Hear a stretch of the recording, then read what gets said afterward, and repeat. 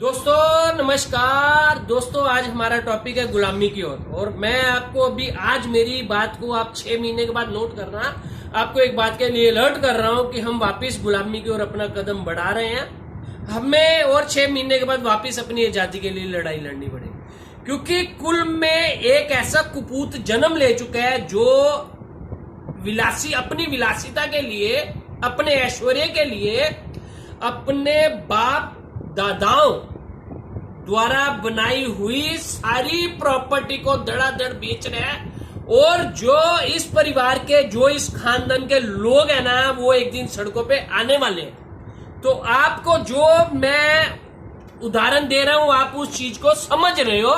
मैं आपको कुछ बातें, मेरा ये जो टॉपिक है ना, आजकल के टॉपिक से बिल्कुल हट के है, क्योंकि इसमें कोरोना का मैं कोई जिक्र नहीं कर रहा हूं, कोई दूसरी तीसरी पॉलिटिक्स की इसमें कोई बात नहीं है, क्योंकि मैं तो पॉलिटिशियन नहीं हूं, एक आपकी तरह हिंदुस्तानी हूं। जो मेरे दिमाग में बातें आ रही है ना, मैं आज उसी टॉपिक के ऊपर बातें करूंगा।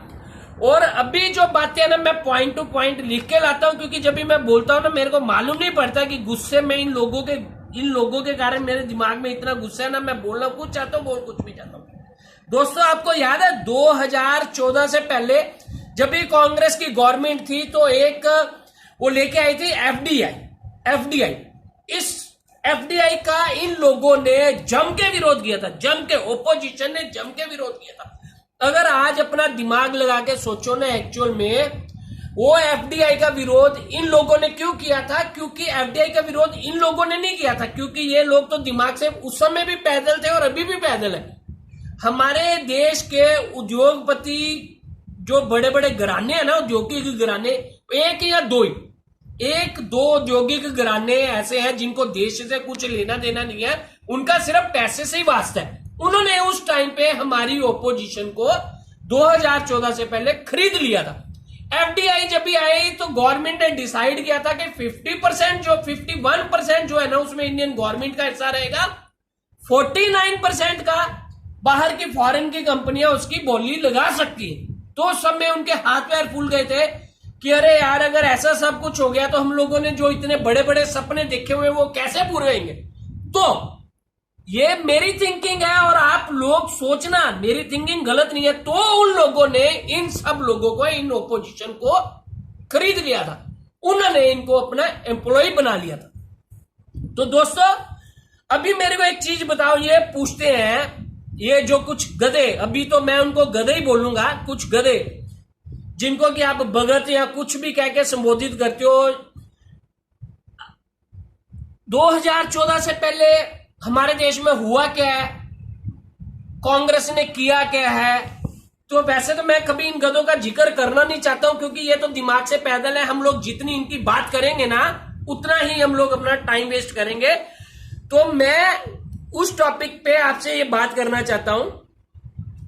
बहुत बड़ी बड़ी बातें कर रहे थे 2014 से पहले, ऐसा हो गया वैसा हो गया, इन्होंने करप्शन के इल्जाम लगाए, ये किया वो किया। क्या हुआ 2014 से पहले? ये 2G 3G स्कैम था, जिसके दम पे ये लोग आए थे, इन्होंने वो उसका पर्दाफाश किया। क्या हुआ? कुछ नहीं हुआ। ए राजा कोनी मोजी एकदम से बरी हो गए। दूसरा मेन पॉइंट, बड़ी बड़ी बातें करते थे ये, रॉबर्ट वाड्रा का ये हो गया, रॉबर्ट वाड्रा ने ऐसा किया हुआ है, रॉबर्ट वाड्रा ने वैसा किया हुआ है। तो क्या इनके पास 6 साल में क्या रॉबर्ट वाड्रा के अगेंस्ट आज तक कुछ सबूत ही नहीं आ पाया इनके हाथ में? तो दोस्तों ये लोग उस समय ये सब पब्लिक को पागल बना रहे थे, हिंदुस्तान की पब्लिक को पागल बना के ये लोग सिर्फ एक दो उद्योगपति जो हमारे हिंदुस्तान में औद्योगिक घराने हैं ना, ये उनके लीज पे लिए हुए लोग थे, जो कि किसी भी तरीके से उनको सियासत, उनको ऊपर गद्दी पे बिठाना चाहते थे। वो उनकी तमन्ना पूरी हो गई। और अभी मेरे को एक बात बताओ, उस चीज का मैं सबूत आपको देता हूं। जो अभी मैंने आपको बोला, कुछ नहीं निकला, जितने भी इन्होंने स्कैम बोले कुछ नहीं निकला उसके ऊपर। इन्होंने करप्शन के इल्जाम लगाए, भी कांग्रेस ने कुछ नहीं किया, ये किया वो किया, कांग्रेस ने कुछ नहीं किया, नेहरू ने क्या किया था। तो दोस्तों एक बात मेरी ध्यान से सुनो, BSNL, ONGC, फिर HAL, ये सब इन लोगों ने ना, ये सब इन लोगों को दरकिनार कर दिए, ये सब गवर्नमेंट की ऑर्गेनाइजेशन थी, ठीक है। उसके बाद जेट एयरवेज और गवर्नमेंट की तो नहीं थी, 2017 तक हमारा इतना प्रॉफिट में जा रहा था, अभी लॉस में चला गया। एयर इंडिया थी जो थोड़ा सा लॉस में जा रही थी। ये सब इन लोगों ने इन चीजों का 2014 से पहले हवा बना दिया कि कांग्रेस कुछ नहीं कर रही। बाद में ये जब आए ना, तो इन लोगों ने इन चीजों को क्यों खत्म कर दिया? क्योंकि इनके जो ऊपर माई बाप बैठे हुए थे ना, जो हमारे देश के बड़े बड़े औद्योगिक घराने हैं, उनसे इन लोगों को सैलरी मिलती थी, जिसके कारण इन लोगों ने एक हुआ खड़ा कर दिया। और उसके पीछे सबसे बड़ी मिसाल मैं आपको बताता हूं। ये लोग किन लोगों को लेके आए थे हुआ क्रिएट करने के लिए? जो हमारी, जिनको आप लोग अपना वो बहुत आइडियल समझते हो ना, एकदम से, जिसके ऊपर आप एकदम से अपने आप को न्यौछावर कर देते हो। कोई भी फेमस हो जाता है थोड़ा सा, कोई फिल्मी हस्ती नहीं है, जिसकी औकात कुछ होती नहीं है, खाली फिल्मों में 2 4 5 डायलॉग बोलते हैं, बड़े लंबे ऊंचे लंबे, मैं ये कर दूंगा, तो आप लोग उसके सामने नतमस्तक हो जाते हो।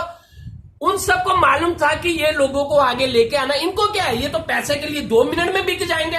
वो हमारी वो साध्वी कभी बहुती वाली तुलसी, उसको क्या, थोड़ा सा पैसा दिया गया, चलो जी सिलेंडर महंगा हो गया, चलो चूड़ियां बेचो। अभी किधर दिखाई दे रही है वो हमारे शहंशाह उस समय, जिसके लिए पूरा दुनिया पागल हो रही थी। क्या किया उसने? उस समय तो इतनी बड़ी बड़ी बातें करता था, कभी पेट्रोल महंगा हो गया है, कभी ये महंगा हो गया, इतने बड़े बड़े आर्टिकल लिखता था। क्यों लिखता था उस समय? ट्विटर क्यों करता था? क्योंकि उस समय आजादी थी बोलने की, इसके लिए। उसके बाद पैसा मिल गया उसको, फिल्मों से भी पैसा मिलता है, लालच मिल गया कि भाई तेरे को उससे भी अधिक पैसा देंगे, बिक गया। हमारा महानायक, मेरी बात को याद करना, अनुपम खेर, क्या बातें, कितनी बड़ी बड़ी बातें थी।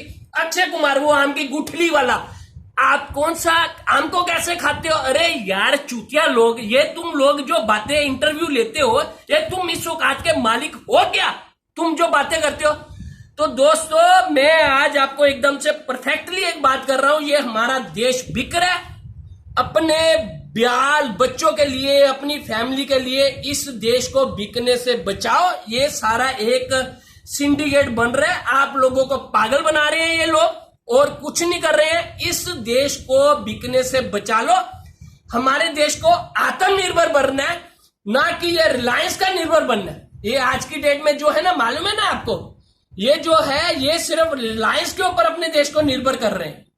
तो दोस्तों, मैं आज आपसे हाथ जोड़ के रिक्वेस्ट कर रहा हूं। मेरे को मालूम है मैं आपको अपनी बात को अच्छी तरह से एक्सप्लेन नहीं कर रहा हूं, क्योंकि मैं ना तो पॉलिटिशियन हूं, ना तो मेरे को इतनी बातें आती हैं, लेकिन मेरे को ये सिर्फ पता है कि आज हमारा देश बिक रहा है, बुरी तरह से बिक रहा है। देश के ऊपर शासक राज नहीं कर रहे हैं, ये कुछ औद्योगिक घरानों के खरीदे हुए लोग हैं जो हमारे देश को उनके हाथों में बेचना चाहते हैं।